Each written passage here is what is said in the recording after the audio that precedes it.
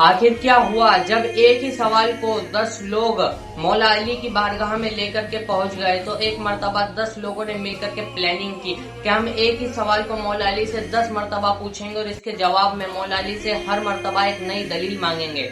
तो वो मौला अली की बारगाह में हाजिर हुए एक ही सवाल को लेकर के। पहले ने पूछा कि मौला अली इल्म अफजल है या माल? तो मौला ने कहा कि इल्म अफजल है। उसने कहा ऐसा क्यों? तो मौला ने कहा कि माल की हिफाजत तुम करते हो और इल्म तुम्हारी हिफाजत करता है।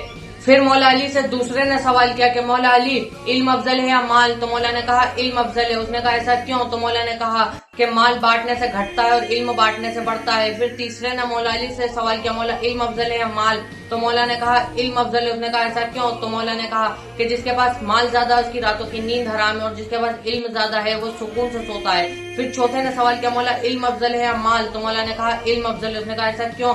तो मौला ने कहा कि जिसके पास माल ज्यादा है उसके दुश्मन ज्यादा है और जिसके पास इल्म ज्यादा है उसके दोस्त ज्यादा है। फिर मौला से पांचवे ने कहा कि मौला इल्म अफजल है या माल? तो मौला ने कहा इल्म अफजल है। उसने कहा ऐसा क्यों?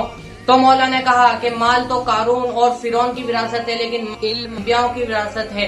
फिर ऐसे करके 10 लोगों ने 10 मर्तबा इसी सवाल को पूछा और मौला ने हर सवाल के जवाब में एक नई दलील देते हुए जवाब दिया।